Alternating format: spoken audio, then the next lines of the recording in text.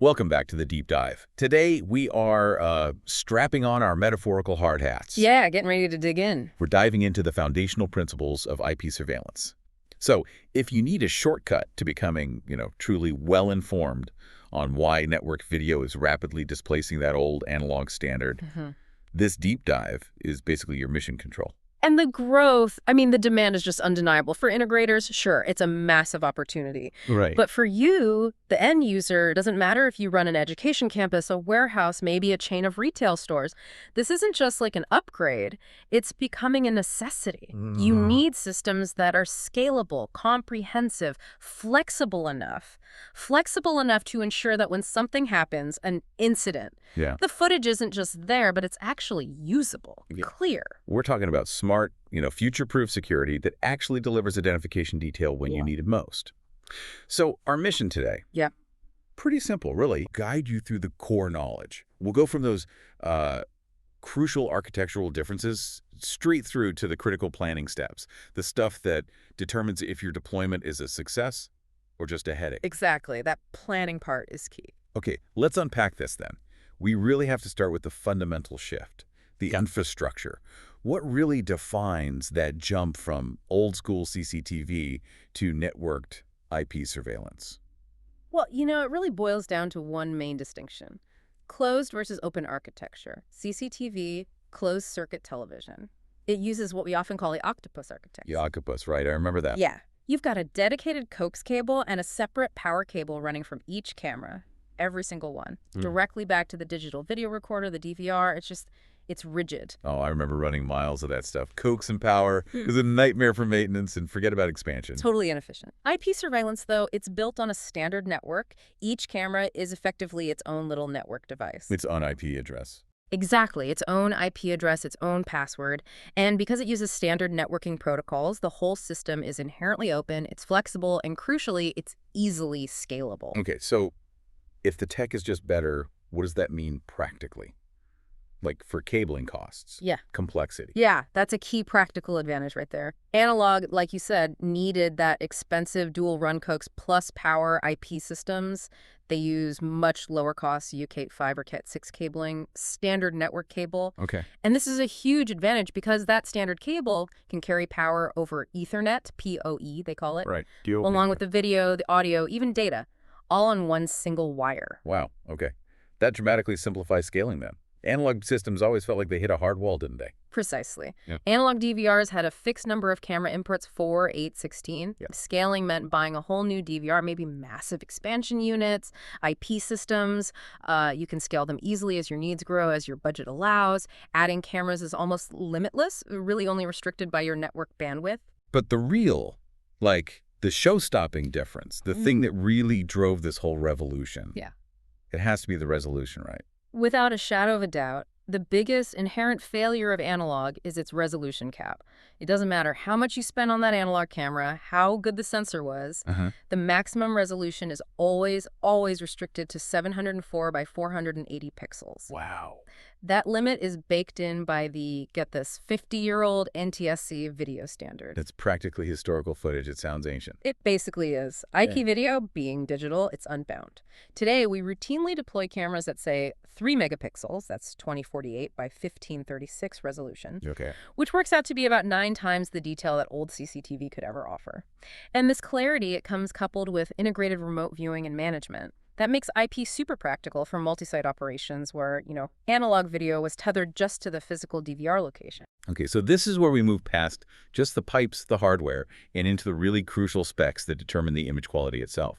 Let's talk resolution, but in practical sense. How do we make sure that higher resolution actually translates into, usable evidence? Right, because higher resolution on its own is kind of meaningless if the camera is pointed at the wrong thing or too far away. We measure resolution horizontally by vertical, like you said, 1920 by 1080 for full HD.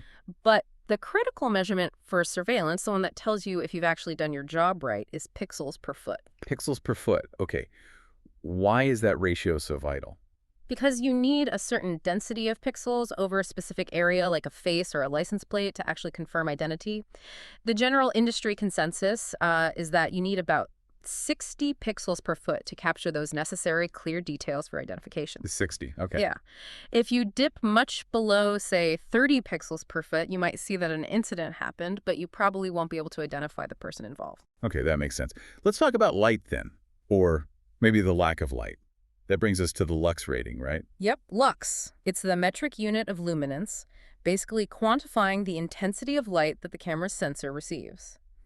It tells you how low the light can drop while the camera can still produce a viewable image. Right. The general principle is pretty straightforward.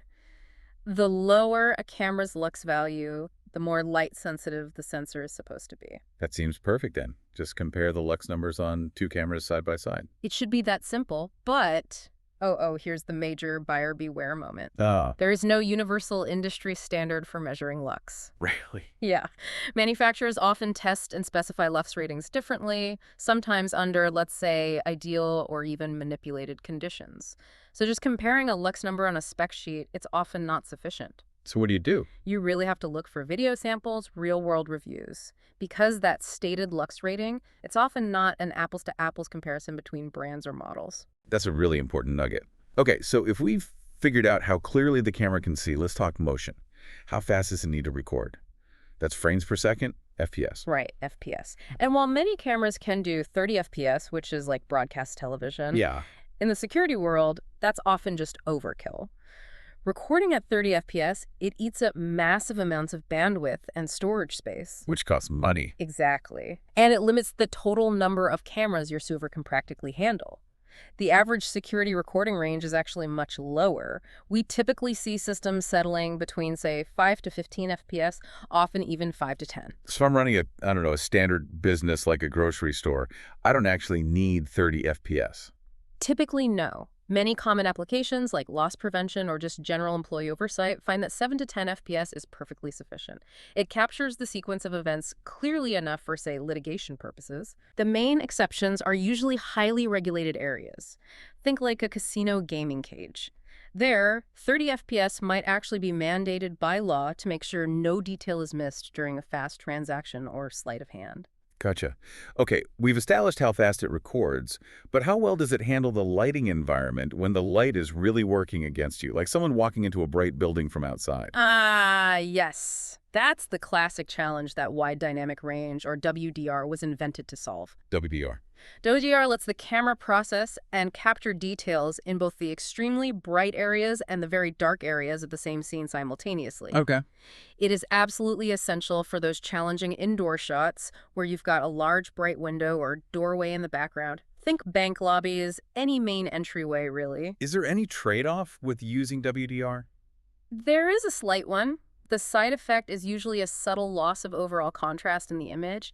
It can look a little flatter. But the benefit of actually retaining details in the shadows and preventing those completely blown out highlights, it far outweighs that minor loss of contrast in almost every security scenario. Right.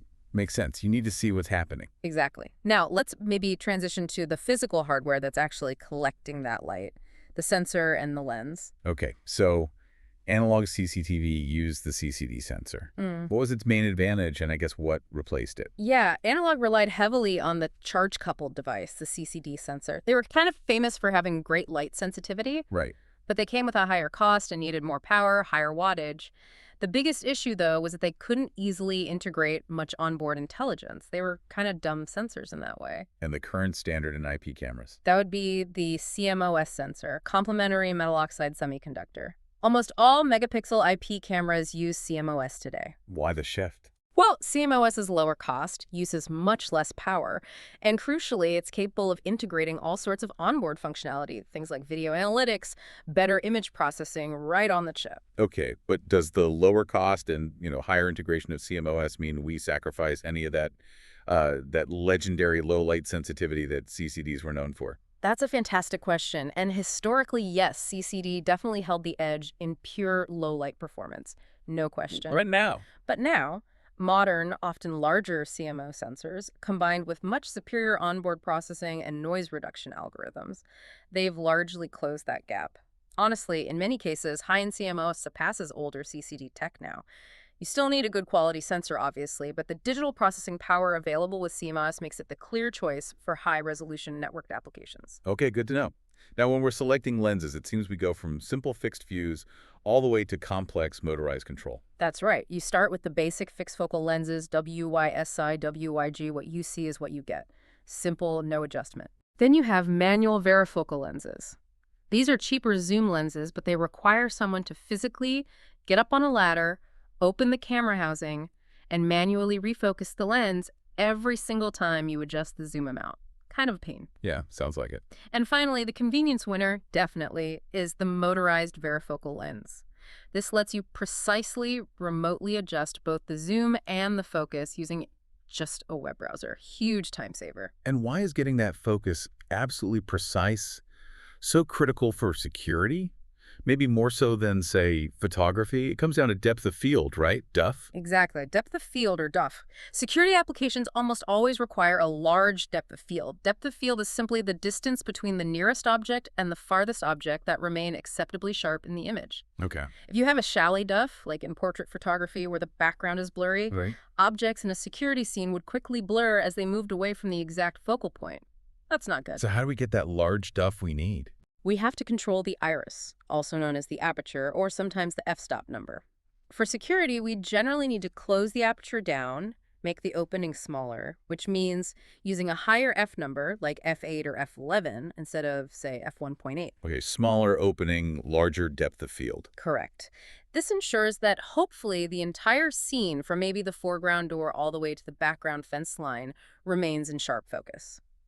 Modern tech, like P-Iris, is key here because it allows for precise, remote, automated control of that aperture setting, helping the camera maintain the best possible depth of field for the current lighting conditions. Okay, so we've captured the image perfectly.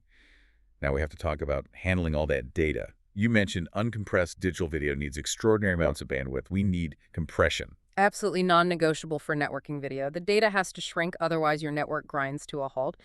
We typically see three main types in IP surveillance. Okay. The simplest is MJPEG, motion JPEG. It's really just a sequence of individually compressed JPEG still images like a flipbook. So not really video compression. Exactly. There's no true video compression happening between frames, so it's still quite bandwidth heavy compared to the others. Right. Then we get to the smarter techniques that really save resources. That's where MPEG-4 comes in. It uses much more sophisticated compression by identifying the changes between frames. The camera sends out a full reference frame, called an iframe.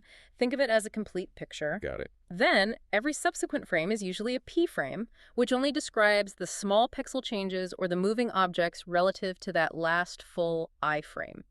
That's how we start cutting data usage significantly. And the current reigning champion in compression. That would be H.264. It's essentially the next generation, an evolution of MPEG-4. It uses even more complex, more efficient algorithms to deliver the same or often better quality video, Okay. while achieving approximately 50% of the bandwidth usage compared to older MPEG-4. This efficiency is a huge reason why modern systems can handle so many high-resolution cameras simultaneously. Makes sense. Speaking of handling many cameras, let's expand on the system components that actually store and manage these feeds. This is really the brain of the whole operation, isn't it? Totally. The VMS, or video management software, is the true heart of any serious IP surveillance system. It's way more than just a viewer. Right. A good VMS is what lets you view all your live feeds, manage different users and their permissions, handle playback intuitively, search footage, and, critically, centralize the management if you have multi-site deployments. What are some features that really elevate a VMS beyond just basic playback? Things people should look for. Well, modern VMS platforms support really critical features like video analytics, things like identifying abandoned objects, detecting if someone crosses a virtual line, or even crowd density detection. Wow. It handles all the critical system alerts, notifications, and some platforms, like D-Link's DView Cam, for example, even support a good number of cameras, maybe up to 32, completely free of licensing fees. That could be a huge cost consideration for smaller businesses. Yeah, licensing can add up fast. And the physical storage side. Where does the video actually go? That's the NVR, the network video recorder. This is the hardware appliance that handles the actual hard drives where the video feeds are stored. Okay. These often come in rack-mountable units. They usually support RAID options for data redundancy, which is important. Definitely. And capacities these days easily reach 8 TB or much, much more, even in just a simple 2-bay unit. Storage is getting cheaper. Okay. And since a lot of this hardware, especially the cameras, lives outside, let's quickly cover environmental protection. What rating should you be looking for, demanding even? Right, you need to look for 2 key standards. First is the IP rating. This addresses weatherproofing protection against dust and water ingress. Okay. IP66 is generally considered a high standard for outdoor cameras. That means the camera is totally dust tight and protected against powerful high-pressure water jets, like from a hose. Got it. And for vandalism, people hitting the camera. That's where the IK rating comes in. It measures the enclosure's protection against mechanical impacts. You should really look for, and frankly demand, IK10. IK10? Yes, IK10 is the highest possible rating on that scale, and it's pretty much the industry standard now for virtually all outdoor cameras or any camera that might be installed in an accessible location. It means it can take a significant hit. Right. Crucial for durability. Now, if we sort of connect all this fantastic technology back to the bigger picture, it becomes really clear that it's all kind of meaningless without proper planning. Ah, the planning phase. This final section, honestly, it's the most vital step for a successful deployment. All the tech in the world won't help if it's not planned right. And this starts way before anyone climbs a ladder, right? It starts with that initial conversation with the end user.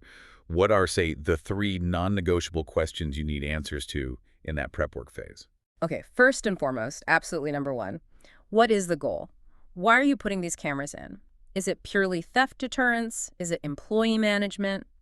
Preventing vandalism? Or is it primarily about gathering evidence for potential litigation? Okay, why is the goal so important? Because that goal dictates everything else. It determines your required frame rate, the resolution settings you need on the camera, lens selection, and even how many days of recording you absolutely must keep. Typically, it's 1 to 2 years, but litigation might require longer. Got it. Goal first. What are the other 2 critical pieces of info? You need to understand their operational reality. So number 2, will someone actually be monitoring these cameras live, watching a screen? Okay. Because that determines if you need more complex, controllable PTZ pan-tilt zoom cameras, or maybe dedicated security workstations.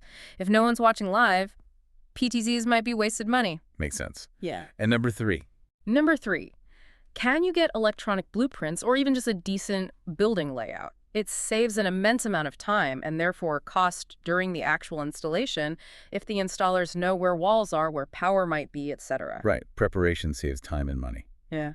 Okay, once you have that initial data, we move to the physical site survey assessment. What are the essential tools you bring to that site visit? Essentials.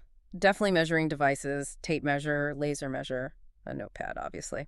And crucially, I always recommend bringing a decent digital camera that has a good optical zoom lens. Why the camera with zoom? Because you can stand where you think a camera should go, zoom in to frame the shot you need, and then use that zoom level to help calculate the actual focal length required for the security camera lens you'll eventually purchase. It helps mimic the final field of view before you buy anything. Smart. And when you are walking the site, surveying the area, where should your eye naturally be drawn first? What are you looking for? You need to be looking for the choke points. Choke point. Yes. These are areas where people or vehicles are naturally forced to pass through. Think doorways, main hallway intersections, parking lot entrances and exits, escalators, gates, checkout lines. Yep. Placing a camera properly, zoomed appropriately at a choke point, is how you capture that high-density detail we talked about, that 60 pixels per foot needed for identification. It's far more reliable for getting IDs than just a wide overview camera trying to see everything. So it sounds like you often need 2 types of camera views working together. Precisely. That's often the best approach. You need the wide overview camera, maybe even a 360-degree or 180-degree fisheye, which provides that crucial situational awareness showing the full scene, who came from where, what direction they went. But that broad view must usually be augmented with other more zoomed-in cameras focused specifically on those choke points to capture the necessary detail for actual identification when an event occurs. One provides context, the other provides proof. Context and proof, I like that. Or maybe a final installation tip regarding getting that accuracy just right on site. Yeah, focus and lens adjustments, even with motorized lenses sometimes, they almost always require some fine-tuning on site. Please don't rely on someone up a ladder shouting adjustments down over a radio to someone watching a monitor somewhere else. It's slow and inaccurate. Right. Using a laptop or a tablet connected directly to the camera's feed, right there at the camera location, is always the preferred method to get a truly sharp, accurate focus. And this is exactly why those motorized lenses, the ones allowing remote software-based focusing from the ground, they are such a massive time saver and accuracy improver during installs. Right. Saves climbing up and down that ladder multiple times. Okay, so let's wrap this up. What does this all mean? We've covered a ton, from that fundamental open architecture that makes IP surveillance so scalable to the nuances of sensor sizes, the efficiencies of H.264 compression, and that absolutely critical planning checklist needed for any successful deployment. Yeah, I think the key takeaway for you listening is that IP surveillance clearly provides superior quality, potentially 9 times the resolution of old analog systems, maybe more. Right. But that superior quality is effectively wasted if it doesn't align with the customer's your-defined goal. Success really hinges on precisely matching the camera feature's resolution, FPS, lens type, WDR settings to whether you need simple overview footage or forensic-level detail for potential litigation. It's about matching tech to task. Perfectly put. Yeah. Now, we did discuss how to capture license plates clearly, which can be a tough job, especially at night. And it often requires setting a specific configuration, like limiting the camera's maximum exposure time or shutter speed through the image settings. Right, to freeze the motion and avoid glare. Exactly. So this raises an interesting, maybe a final provocative thought for you to mull over. If limiting that exposure time helps you freeze the motion of a vehicle and prevents the plate from being just a white blur, what are the inherent trade-offs of that specific setting for other things happening in the exact same scene? Like, say, trying to identify a person walking near that vehicle in the shadows. What does that fast shutter speed do to the visibility of darker areas? Yes. A fascinating challenge, that balance. Always trade-offs. Something to think about. Thanks for joining us for this deep dive into IP surveillance. Been great. We'll see you next time on The Deep Dive.